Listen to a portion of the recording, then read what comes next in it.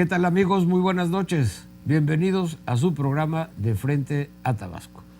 Como todos los lunes y jueves, este programa se transmite en vivo a las 9 de la noche y usted puede verlo a través de www.canaltvx.com. Al día siguiente, a las 12 del día, usted puede oír la repetición de este programa en la estación de radio XHBX en el 89.7 de FM y en nuestra página de internet www.xbx.com. Soy Moisés Dagdug, a sus órdenes, y le doy la bienvenida a nuestros analistas de siempre, el licenciado Feliciano Calzada Padrón. Muy buenas noches, licenciado. Buenas noches, señor. Bienvenido nuevamente. Gracias. A esta mesa de Frente a Tabasco. Muchas gracias por seguir con nosotros. Y lo mismo, licenciado Uldárico Canto Taracena. Muy buenas noches, licenciado. Buenas noches. Muchas gracias por seguir con nosotros. Pues bien, amigos, queríamos comentarle algo que está sucediendo en el estado de Oaxaca y que tememos que pueda contaminar algunos estados vecinos, como puede ser la situación de la CENTE, la Coordinadora Nacional de Maestros, quien amenaza en el estado de Oaxaca a que no se inicie el ciclo escolar. Por supuesto, las autoridades federales de educación, el licenciado Choifet, ha dicho que con los maestros de la CENTE o sin los maestros de la CENTE, en Oaxaca se va a iniciar el ciclo escolar con toda normalidad. Licenciado Feliciano Calzada. Sí, yo veo con una gran simpatía que en este sexenio se está rompiendo lo que durante 30 años de ignominia para el magisterio y la niñez y la juventud de Oaxaca se le va a poner o se le está poniendo ya punto final. Haberle entregado el Instituto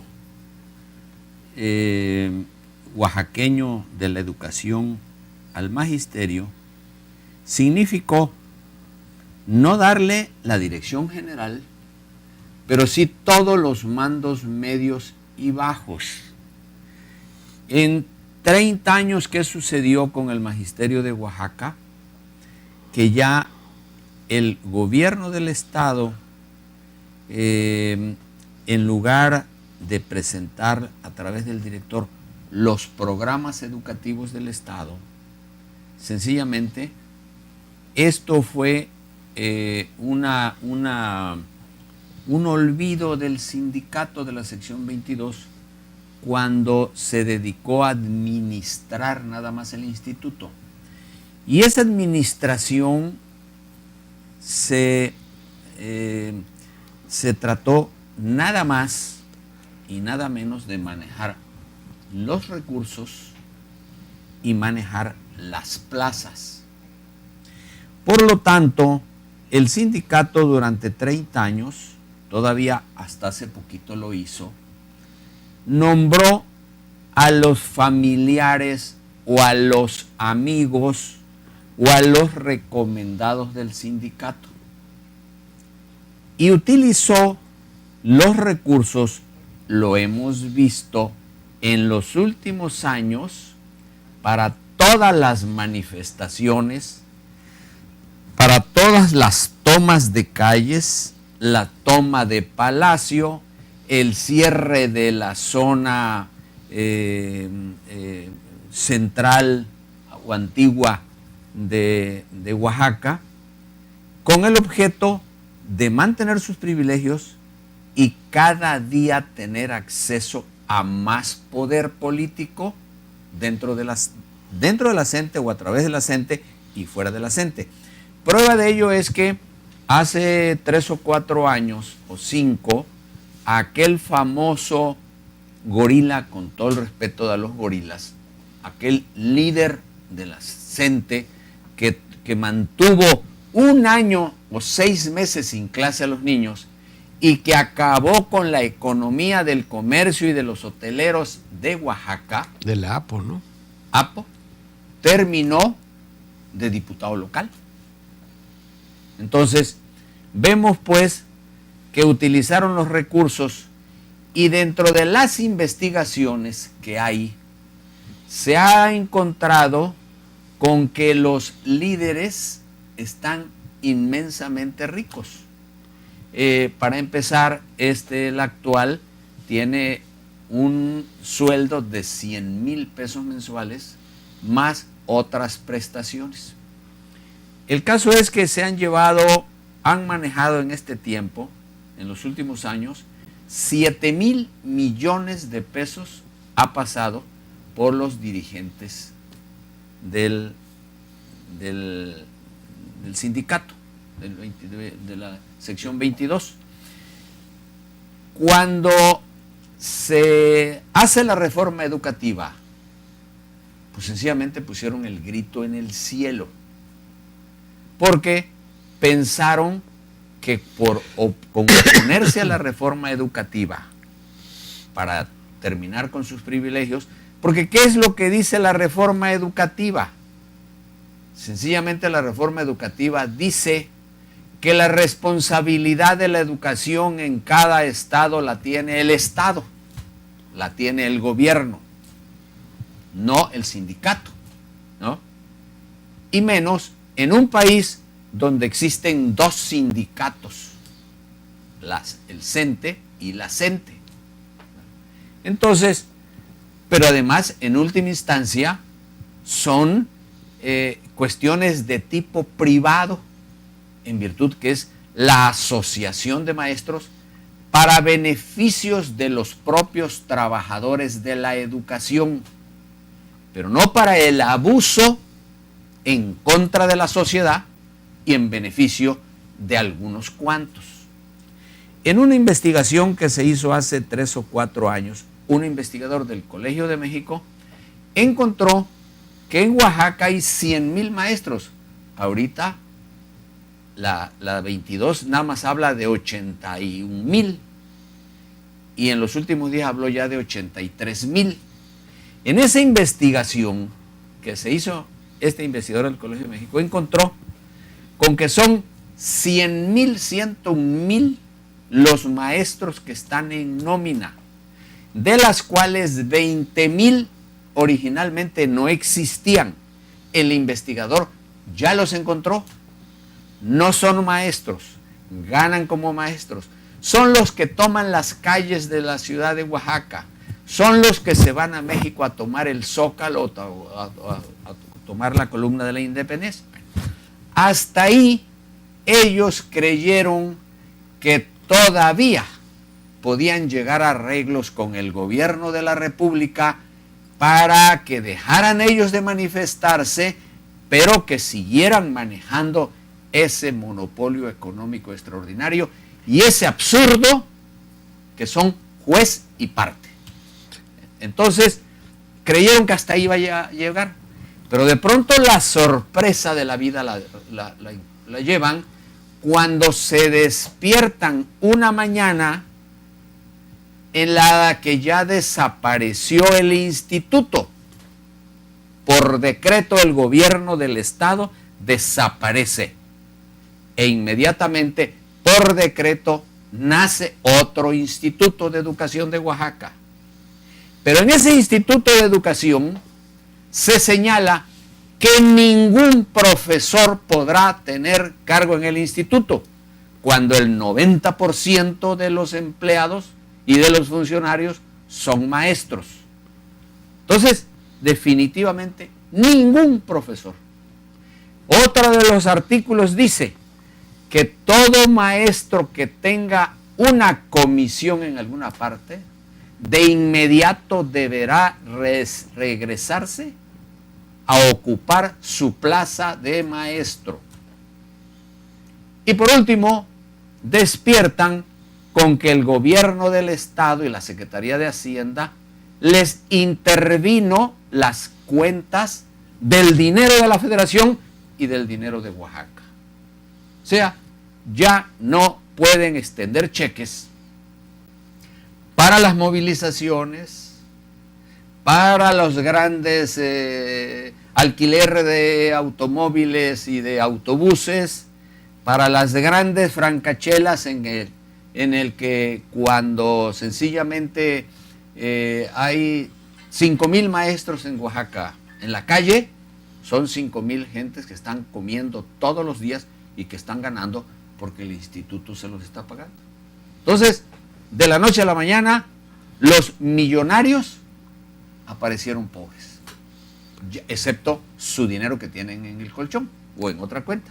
Claro. Pero el seguramente dinero, tendrán alguna cuenta paralela también, ¿no? por supuesto. Inversiones ahí, Claro, a plazo fijo, a otros nombres, etcétera, ¿no? sí. Pero por lo pronto, el dinero que viene de la federación, que son muchísimos millones, muchos millones, y los que del gobierno del estado van también, inmediatamente están congelados y ya no tienen acceso a las cuentas de cheque, ellos ya no pueden girar cheques.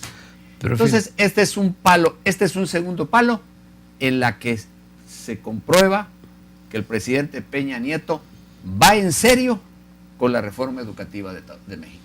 Así es, y bueno, qué triste pensar que más de 20,000 personas habilitados como maestros se les esté pagando un sueldo simplemente nada más para que vayan a alborotar, a cerrar calles, a reventar las calles, como les dicen ellos mismos, pagados con dinero que proviene y que debe ser invertido para educación.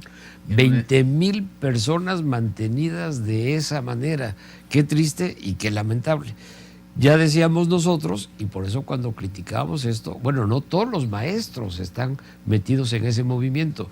Y el que es verdaderamente maestro, habrá sus excepciones, por supuesto, pero no está metido en esas revueltas y en esos absurdos cerradas de calles y manifestaciones violentas, etcétera, etcétera, etcétera. Gracias a la sección 22, Oaxaca es el primer lugar o el último en incapacidad, en analfabetismo, gracias a que los maestros no dan clases en Oaxaca.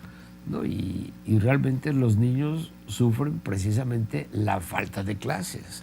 Si de por sí es un sistema con muchas deficiencias, hay que reconocerlo, el sistema educativo de México, y tal vez las asignaturas, pues si encima de eso ni siquiera se las dan, bueno, pues imagínate cómo están esos pobres niños oaxaqueños. Ojalá que esto no se extienda a otros estados, porque, bueno, ya aquí en Tabasco tenemos el amago también de la gente, que afortunadamente aquí no ha prosperado mucho. Perdón, ingeniero. Sí.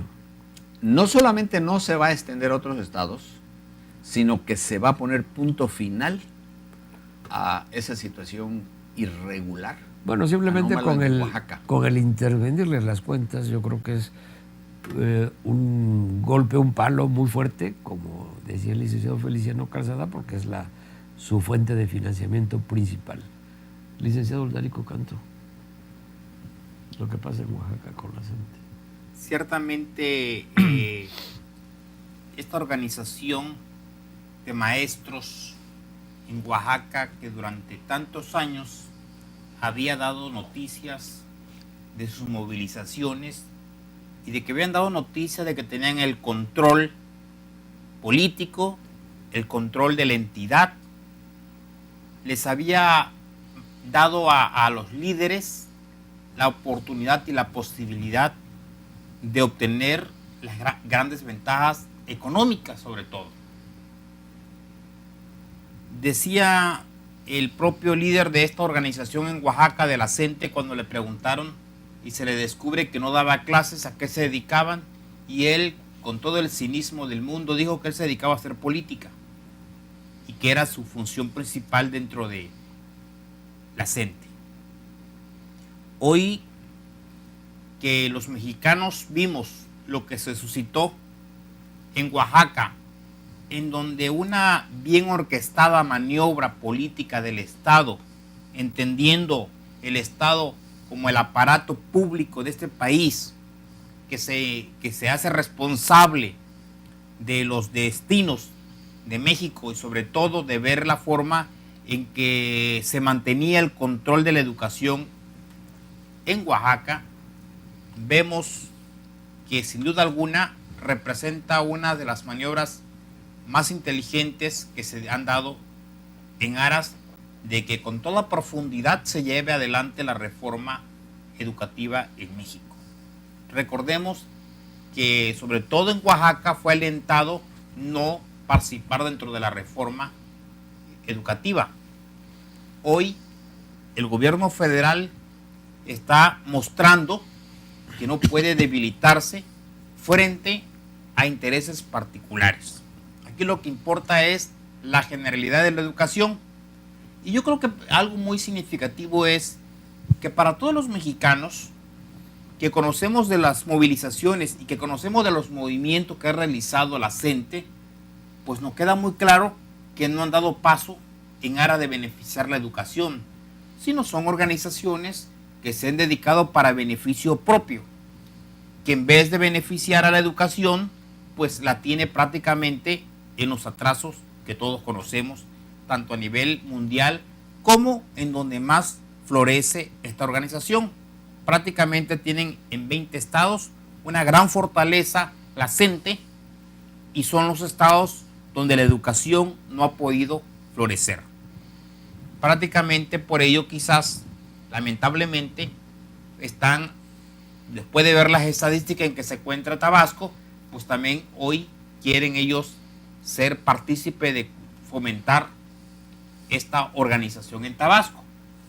Creo que lo bueno que encuentro es que he leído, he escuchado muchas voces de gentes que se dedican a la actividad política, académica, empresarial y de todo tipo en contra de que esta organización pueda florecer en Tabasco.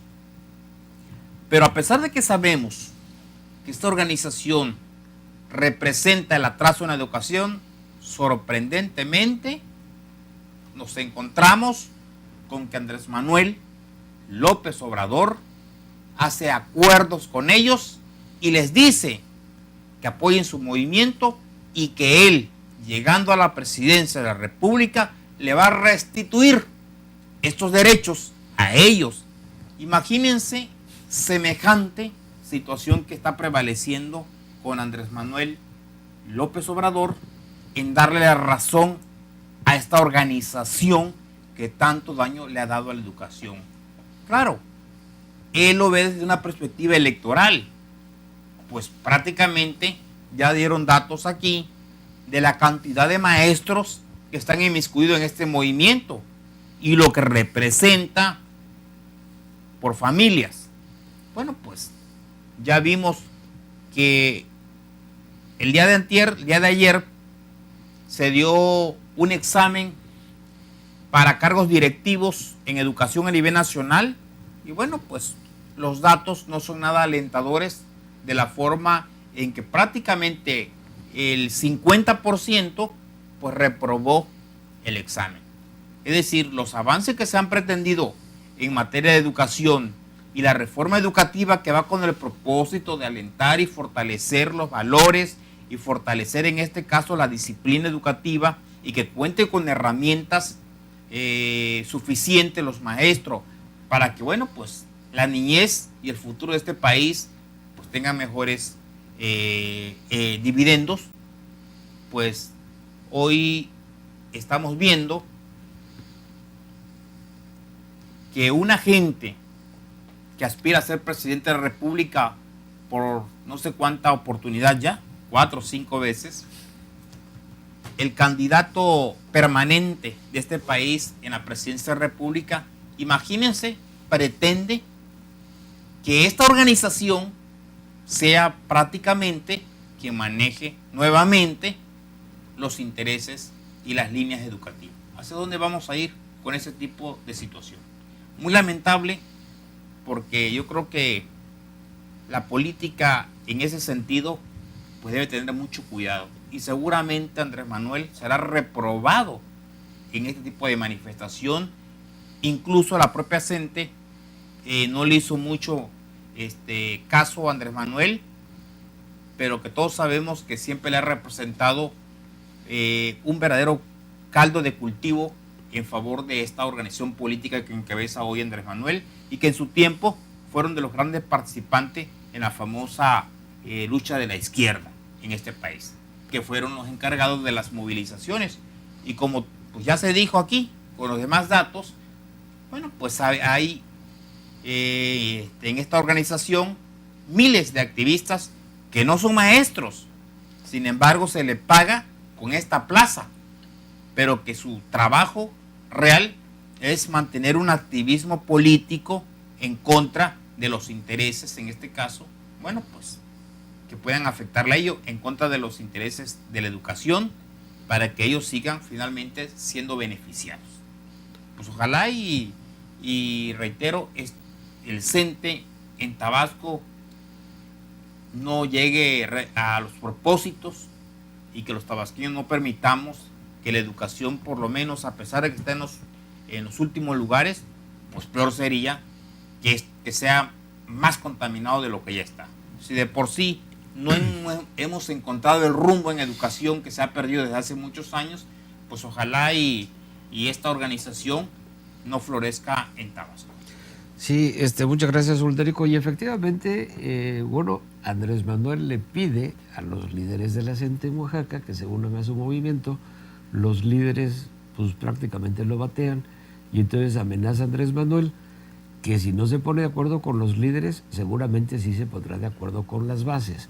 ¿Qué quiere decir esto? No se pusieron de acuerdo con los líderes, tal vez en el monto económico que cobraban los líderes, pero con las bases, claro, pues es el brazo revoltoso de Andrés Manuel. A lo mejor ahí están los 20,000 estos supuestos maestros, pues con ellos claro que se va a entender Andrés Manuel, pues les consigue un sueldo sin hacer nada más que ser revoltosos, pues seguramente con ellos sí.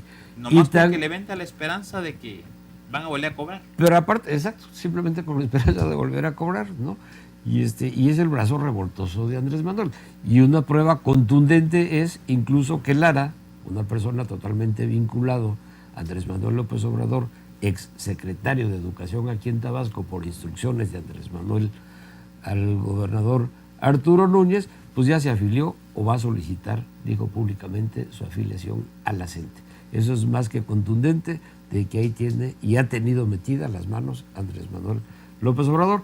Afortunadamente aquí en Tabasco los maestros parece ser que no tan fácilmente van a caer en ese engaño, en esa trampa de la CENTE, que también, dicho sea de paso, porque también hay que decirlo, muchas veces se engaña con la verdad.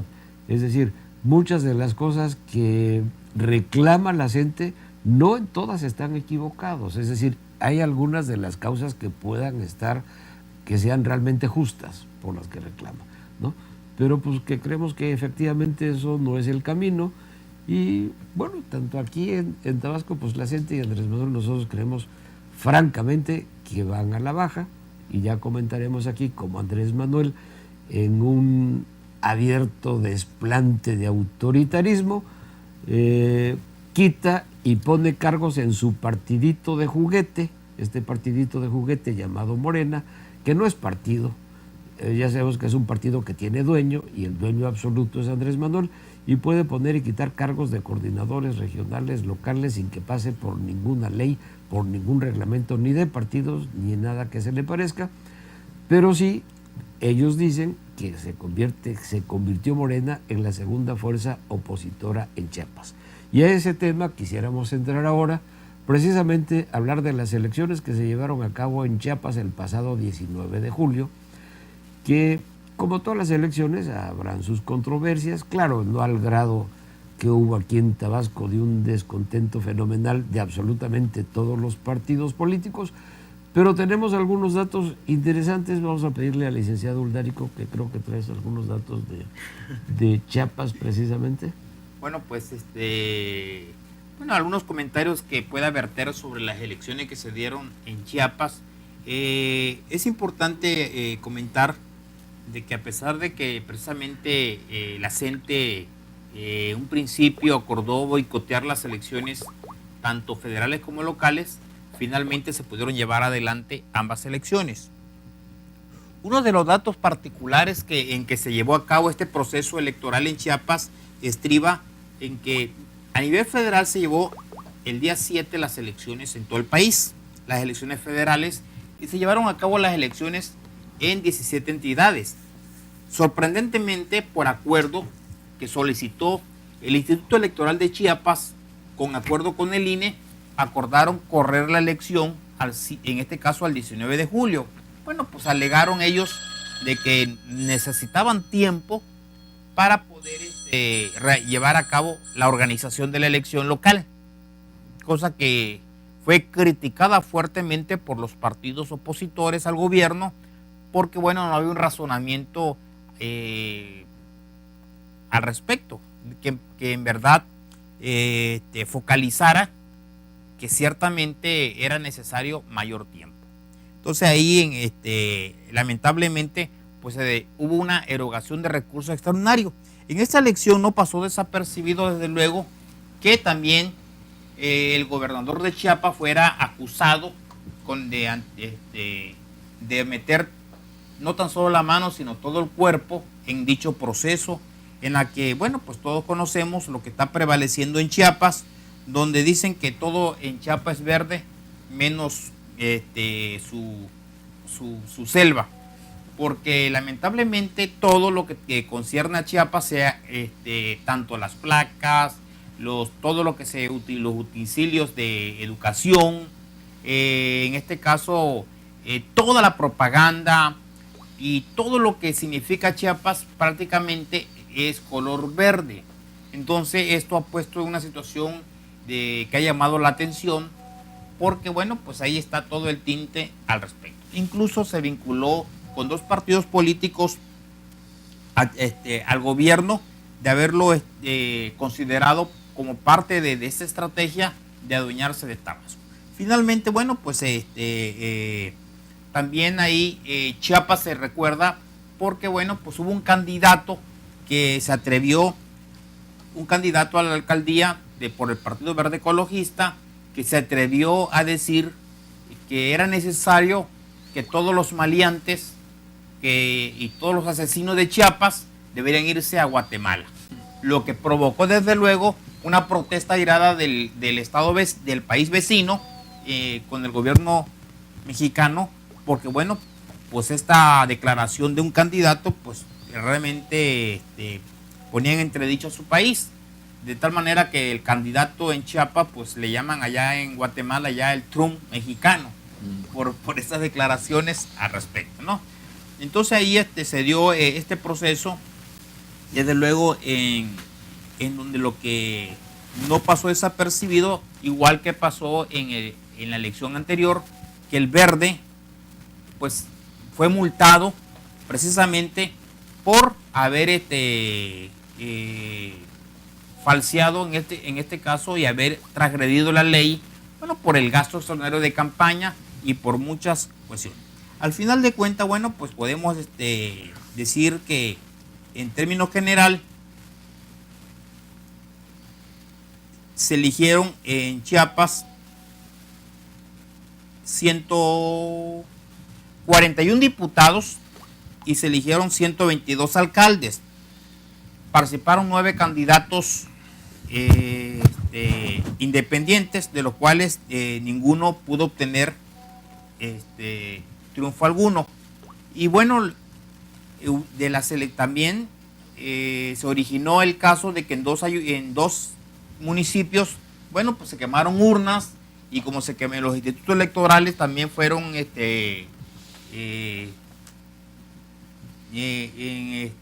bueno, pues ¿cómo le podemos decir?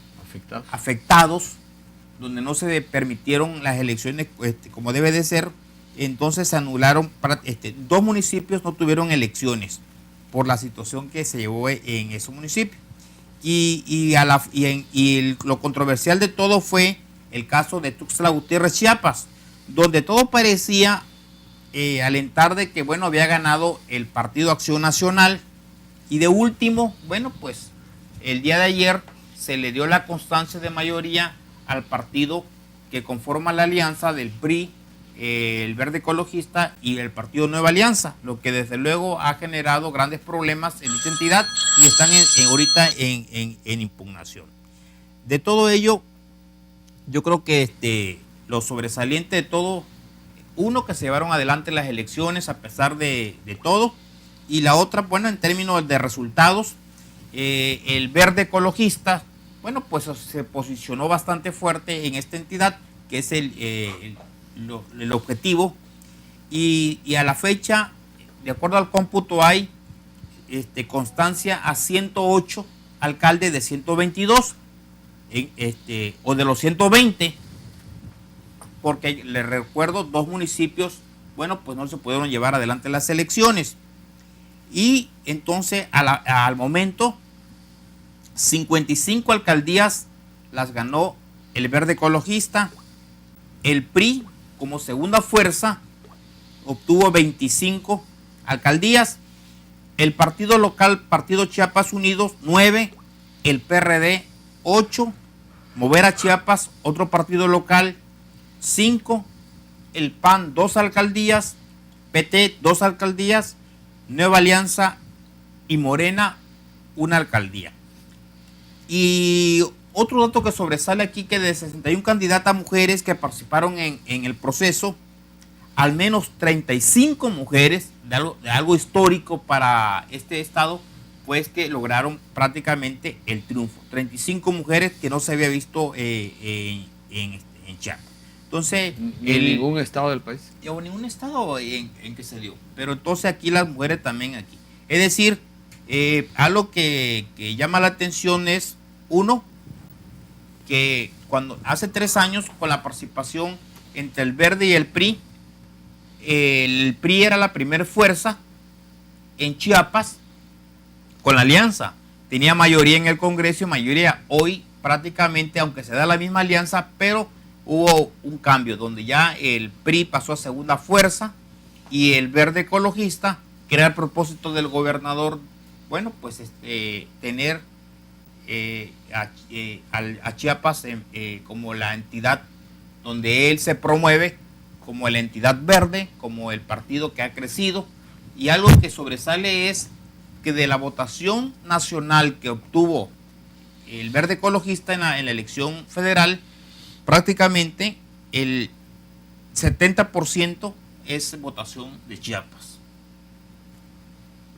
Pues Es decir, es un dato apabullante para el fuerte, Partido Verde, ¿no? que donde ya el Partido Verde, pero es solamente esa entidad. Lo demás, pues hubo una dijéramos, una elección verde o una votación verde, pues muy escasa. Y sin embargo, pues aquí el candidato de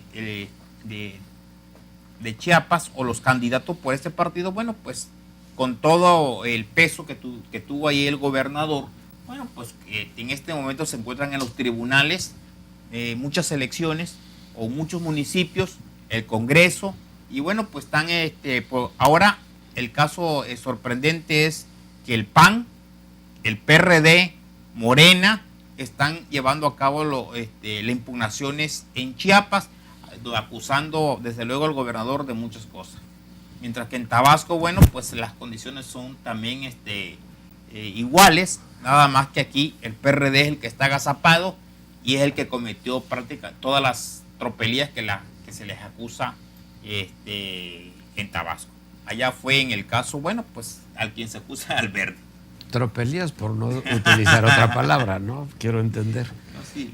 Bueno, fíjate que estos datos que nos estás proporcionando, Uldarico, contradice mucho lo que declara el partido Morena, donde ellos dicen que se convirtieron en la segunda fuerza de oposición en el estado de Chiapas.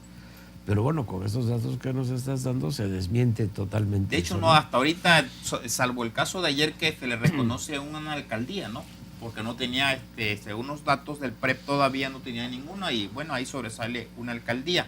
Un dato aquí adicional que es que el delegado del PRI en Tabasco, Willy Ochoa, quería ser alcalde de Chiapa de Corzo. No, de Tuxtla. De Tuxtla, de Tuxtla. Sí. Y participó por un distrito Ahí sí, Chiapa. local de Chiapa de Corzo, exacto. Y bueno, pues lamentablemente pues perdió la elección el delegado de... Lamentable para él. Bueno, lamentable A lo para mejor él. Afortunadamente para los ciudadanos. Y para ahí. Digo, lamentable porque bueno, pues ahí nos damos cuenta, pues, el delegado que tenía el PRI, pues no tenía realmente Ni estatura ni en su casa política. lo quieren, ¿no? Porque aquí no, pues no podemos decir que estuvo metido en Tabasco, entretenido, porque bueno, pues todos sabemos que ¿Nunca estuvo? la ausencia es lo que más brilló, ¿no? Y seguramente tampoco estuvo en su distrito, porque pues se supone que no estaba aquí porque estaba haciendo grilla en su distrito. O si la hizo bastante No, mal. y- Pero él andaba quería ser buscando alcalde. entonces la La alcaldía. alcaldía de Sí, Tuxtla. sí. No le permitieron ser alcalde porque le decían que no reunía en este caso, y sin embargo le dan la oportunidad de ser simplemente diputado local, y ni así pudo ganar la elección. Feliciano Calzada, quisiera hacer algunos comentarios de estas elecciones de Chiapas. Pues resaltar lo raro que ha sido toda su vida y que sigue siendo López Obrador. ¿De dónde sacó lo que es la segunda fuerza en Chiapas? La verdad es que en el sureste hasta ahorita le ha ido muy mal. En Tabasco ganó una elección, una alcaldía. Y eso que aquí es su fuerte, ¿no? Sí, pero además, ese May que ganó en Comalcalco, si se hubiera lanzado por el Partido Verde o el Partido Azul o el partido lo que sea, hubiera ganado. El que ganó fue él, no fue el partido, su partido el que ganó. Pero en fin, es un solo ayuntamiento el que tiene. Y ahorita sabemos que tiene otro en Chiapas. Entonces, ¿dónde está esa fuerza política que dice tener en Chiapas y que cree tener en el sureste? El nombramiento, las elecciones del Distrito Federal, en el que se llevó un porcentaje muy alto de delegaciones y de diputados locales, es decir, locales a la asamblea, pues fue más de lo mismo. Le quitó un paquete muy fuerte de ciudadanos al PRD. No fue un paquete de ciudadanos del orden civil que nunca habían participado o que participaban en otros partidos políticos o que no tenían una identificación con alguien en lo particular. No, fue el PRD al quien le quitó esos votos. Es decir, si se suma lo que le quedó al PRD y lo que tiene Morena, es exactamente los mismos votos Que era el PRD antes. que era el PRD antes.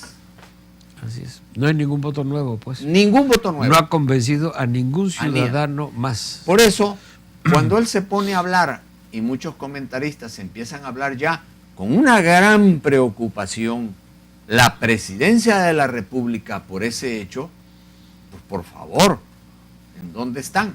Así Estoy es. de acuerdo que Morena esté exagerando, pero comentaristas que yo escuché hablando asombrados, el repunte de Andrés Manuel López Obrador, pues no hay ningún repunte. Él siempre has dicho que está en la izquierda y le quitó una mordida muy importante a la izquierda del Distrito Federal. ¿Pero qué vino a hacer en Tabasco? Nada. ¿Qué fue a hacer en Chiapas?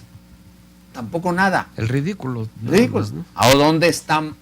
¿En qué otros estados del país está la fuerza de Morena? Que yo sepa. No hay.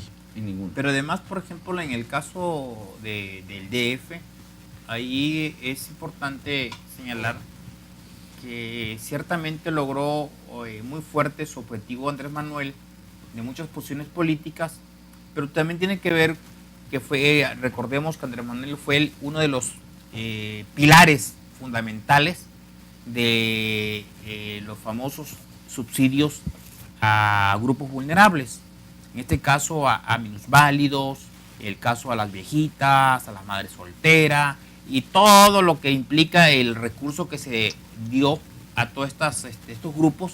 Bueno, pues resulta que cuando llegó Mancera, esta clientela política de Andrés Manuel se la quitó y entonces está montando una nueva estructura Mancera. Andrés Manuel lo que le vendió a todos esos grupos clientelares, a todo eso, es que cuando él fuera presidente iba a regresarle todas esas preventas. Y bueno, pues aquellos que ya le quitaron todo, pues trataron de, por los años que le había pagado, pues darle el voto en favor de Andrés Manuel y promovieron el voto por Morena. Pero otro dato sobresaliente de aquí es que, bueno, cualquier dato, es decir, cualquier cifra de votación que hubiese obtenido Morena, ahí, era, por ejemplo, una votación que le iba a permitir ser considerado. Porque, bueno, pues es un partido nuevo, recordemos, que ciertamente, bueno, pues en ciertos puntos, naturalito de Andrés Manuel logró su votación, como el caso de Tabasco, como el caso del DF, donde, bueno, pues sin duda alguna también Andrés Manuel ese liderazgo de estos dos ahí lo ha tenido. Pero si analizamos todo el país, pues no es una gran presencia que tenga Morena. Incluso si tuviéramos la oportunidad de ir analizando estado por estados, vamos a ver que años atrás todavía ni el PRD, por ejemplo, en el norte del país, logró entrar. Es decir, en el norte del país no tuvo eco en su momento, que era toda la izquierda el PRD. Ahora que está dividido entre Morena y PRD, pues lo hace más complejo para creer, por ejemplo, que la izquierda, en el caso de Morena o la izquierda del PRD, pues tengan posibilidades en el 2018 a un nivel presidencial. Todo implica ahora que va a seguir la pelea entre el PAN y el PRI en la lucha presidencial. Incluso ya se ha dado muchos visos al respecto de la posibilidad que el PAN haga alianza hasta con el propio PRD, porque al PRD no le alcanza para llegar, para ganarla en este caso. Por lo tanto, a lo mejor se unifique alrededor del PAN. Lo que, bueno, pues sería increíble la ultraizquierda, dijéramos, con la ultraderecha. ¿Cómo se pusieron de acuerdo? Increíble. Los extremos se unen. Los extremos se unen. Entonces, por ahí va ahorita la situación. Bueno, esto que comentábamos aquí de estas designaciones, o esta designación de dedo y por sus calzones que hizo Andrés Manuel aquí, de Adán Augusto, también podría indicar algo de una descomposición al interior de Morena, por lo menos aquí en Tabasco, claro, que es uno de sus bastiones fuertes. No sabemos por qué motivo Romero Oropeza ya no está al frente. No se sabe por qué no ha trascendido, pero seguramente se va a saber. Y a lo mejor eso puede indicar cierto desmoronamiento de Morena, en donde supuestamente ellos son muy fuertes, ¿no? Que es aquí en Tabasco. Y digo supuestamente porque la verdad en estos mítines de Andrés Manuel pues se ha notado muy poca participación ciudadana, realmente escasísimo número de gente asiste ya a estos mítines, porque como que la gente ya no le cree, como que la gente ya se dio cuenta quién es el verdadero Andrés Manuel y qué es lo que busca exactamente Andrés Manuel. Y ya como que la gente ha despertado muchísimo, ¿no? De hecho, cada vez que viene ya vemos los movimientos, por ejemplo, de Andrés Manuel en Tabasco, pues ya no son como antes, que sí eran bastante admirables, ¿no? Hay que reconocer que eran movimientos muy fuertes. Muy, muy fuertes, por supuesto, a mí me consta. Y bueno, pasando a otro orden de ideas, precisamente el PRD, fíjate lo que está pasando aquí en Tabasco. El PRD inicia en Tabasco la famosa resistencia civil, que es el no pago de la luz, principalmente. El pretexto que se usó después para darle un carácter político a esta resistencia civil es que muchas familias no tenían el dinero suficiente para pagar su cuenta de luz eléctrica. Sin embargo, hay que recordar cuál fue el origen real de la resistencia civil. Cuando Andrés Manuel López Obrador compite como candidato y pierde, en el 94, él se enoja y le pide a la población que, como para lavar la afrenta que le hicieron a él de que le robaron la elección, que la gente no pague la luz. En ningún momento él estaba pensando en el beneficio de las familias que no tienen efectivamente el dinero para pagar su cuenta de luz eléctrica. A él le vale un cacahuate eso. Él lo que quería era que lavaran la frente de ese daño que le habían ocasionado a él, porque él es el dueño del mundo, él es todo el universo reunido en una sola persona. Entonces, ese es el origen realmente de la resistencia civil. Y claro, pues mucha gente se colgó de la resistencia civil porque dijo, bueno, pues sí, qué padre, voy a utilizar la luz, no la pago, aún personas que podían perfectamente bien poder pagar su cuenta de luz eléctrica. Yo reconozco que hay muchas familias que no les alcanza para pagar su cuenta de luz eléctrica porque la tarifa a lo mejor no es lo suficientemente justa. Y se ven en la disyuntiva, o pago la renta o cómo, ¿no? Estoy de acuerdo, es cierto, ¿Pago la luz? Se da esa situación. Por eso, o pago la luz o pago la comida. o cómo compro la comida, ¿no? A lo mejor lo dije mal. Pero bueno, ese es el origen. Incluso el candidato ahora del PRD, Gerardo Gaudiano, que ganó en su campaña política para diputado federal, pues promovía precisamente esta cultura del no pago. Inclusive regalaban en su casa de campaña una calcomanía de no pagar la luz porque a mí me respalda el PRD. Ahora, por cierto, no sabemos si en caso de que el tribunal decida que sigan las elecciones aquí en Tabasco, no sabemos si entonces va a seguir promoviendo el no pago de la luz. Habría que ver si va a seguir inculcando esa cultura del no pago. El caso es que el PRD hace unos días declara aquí en Tabasco que ellos van a seguir inculcando y defendiendo a los que no paguen la luz en un claro movimiento político, porque sabían que venía Andrés Manuel, y por supuesto Andrés Manuel dice que ese movimiento le pertenece a él, porque pues todos son cosas ya de pertenencias, sí, aunque sean cosas políticas, son pertenencias, son paternidades, es un objeto, ¿no? Y las familias son un objeto y esa familia me pertenece a mí. Entonces, bueno, ahí se están peleando ya la paternidad y de quién es ese movimiento. Hágame usted favor. Inculcar la cultura del no pago, del incumplimiento. O es como inculcar la cultura del no pago a los impuestos, como el atarantadito de Fernández Loroña, ¿no? Un dato que para mí considero que es importante ahorita que estamos hablando de Morena y de su dueño, es de que la elección del Distrito Federal lo que logró fue permitir que Morena se mantenga como partido político. ¿Qué hubiera sucedido que no hubiese ganado? Que hubiese ganado un solo distrito. Uno en Tabasco y uno en Chiapas. Hubiera logrado reunir el 3% que señala la ley para mantenerse dentro de la ley de partidos. Pues yo creo que le hubiera pasado como al PT, ¿no? Ya sería un partido inexistente, que nació muerto, pues. Así es, sí. Entonces yo creo, y el hablar de la presidencia del 18, por supuesto que ahí va a estar, sin ninguna posibilidad, pero ahí va a estar. Con cada vez más nulas sus posibilidades, y en este rejuego, en este afán de andar de mentirosones, pues Arturo Núñez sigue con su doble discurso, porque por un lado le dice a la federación que él está de acuerdo con la federación y que va a inculcar de que sí se pague las tarifas eléctricas, y por otro lado aquí le da cuerda al PRD para que siga protestando y que no se pague. Como decíamos, en algún momento tendrán que descubrirse todas las mentiras del gobernador Arturo Núñez. Y bueno, ya que estamos bien aterrizaditos otra vez en Tabasco, pues sigue la violencia, la inseguridad.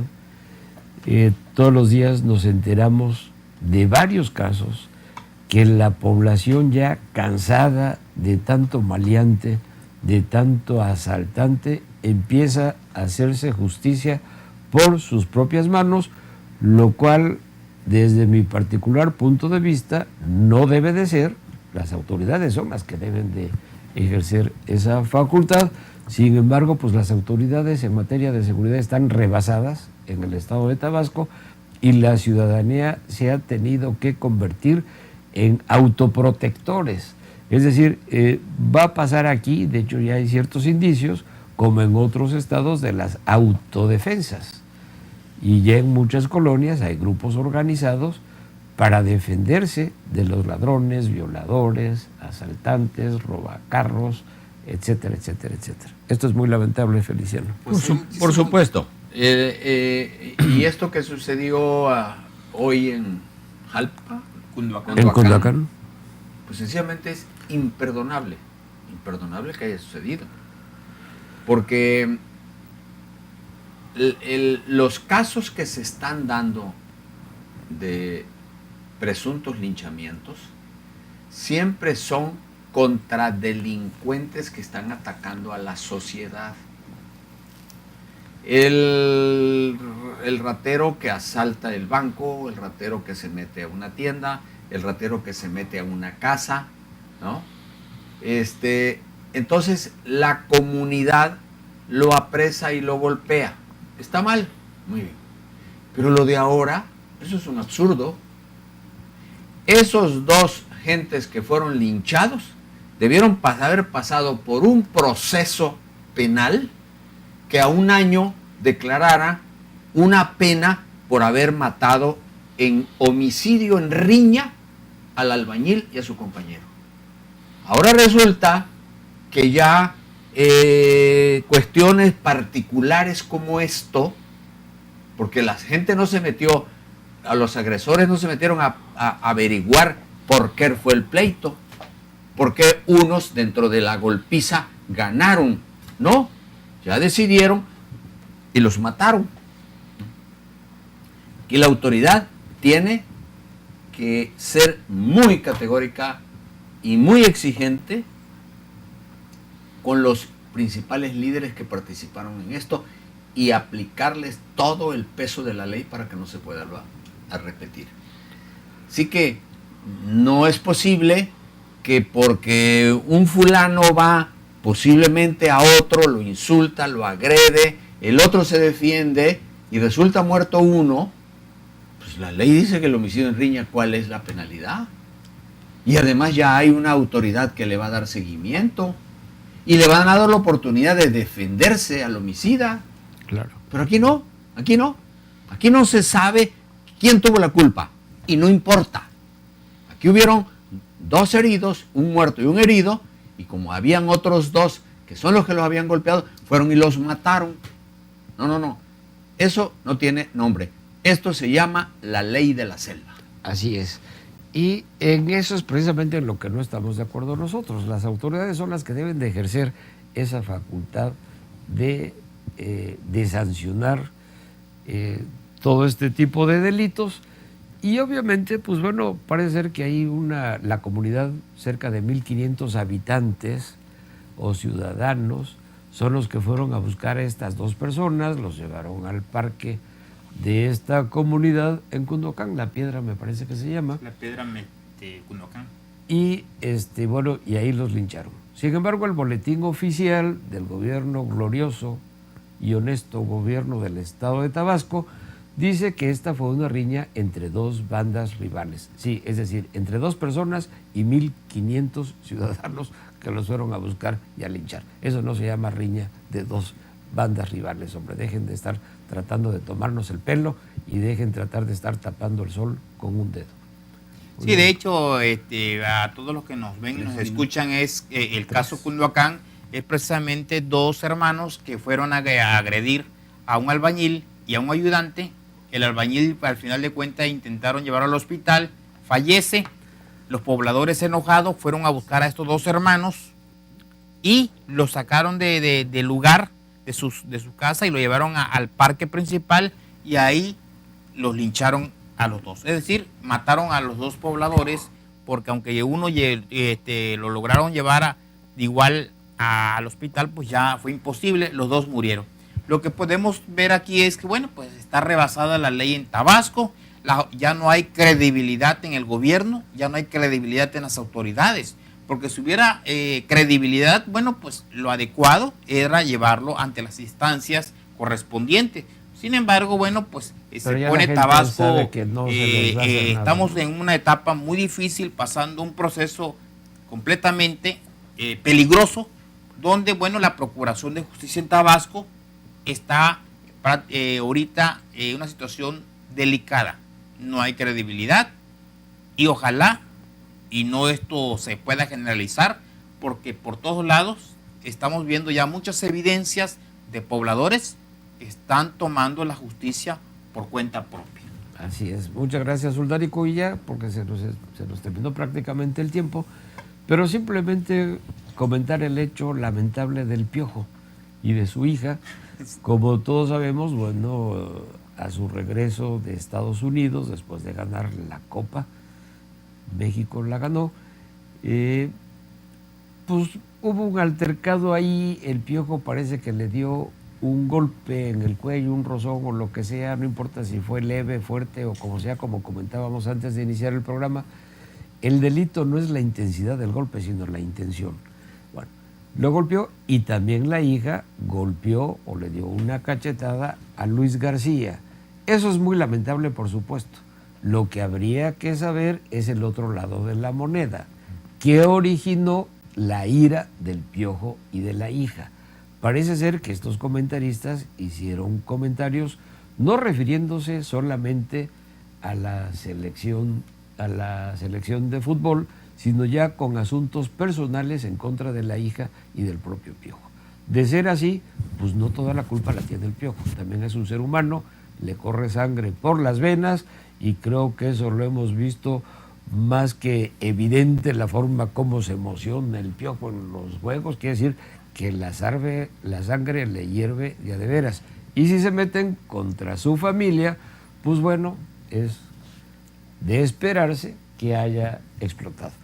No conozco la declaración del Piojo, sí oí la declaración de Martinelli, y él dice que cuando ve que ahí viene la selección mexicana de fútbol, le comenta él a Luis García que tenga cuidado porque ahí viene la selección de fútbol, lo cual ellos sabían que habían ofendido de manera personal a su director técnico y a su hija, y por supuesto estaban esperando alguna represalia. Habría que ver la versión de las dos partes, ver las dos caras de la moneda para poder emitir un juicio. No podemos emitir un juicio hacia priori. Lamentamos, eso sí, que se llegue a los trancazos de buenas a primeras, pero al Piojo hay que reconocerle como director técnico, bueno, ha llevado a triunfos importantes a la selección de México, no por eso se le pueden perdonar, por supuesto, cualquier otro tipo de errores, pero, insisto, hay que oír la declaración también del Piojo, qué fue lo que originó, qué lo orilló a esta situación. Amigos, el tiempo se nos ha acabado. Muchas gracias, Uldárico, por estar aquí con nosotros. Muchas gracias, Feliciano Calzada. Muchas gracias a nuestro auditorio por seguir con nosotros. Les recuerdo que la repetición de este programa puede escucharlo mañana a las 12 del día a través de XHBX en el 89.7 de FM y a través de nuestra página de internet www.xbx.com, y todos los lunes y jueves a las 9 de la noche puede vernos en vivo a través de www.canaltvx.com. Soy Moisés Dagdú, a sus órdenes, y nosotros sí, con la frente en alto, de frente a Tabasco. Muchas gracias.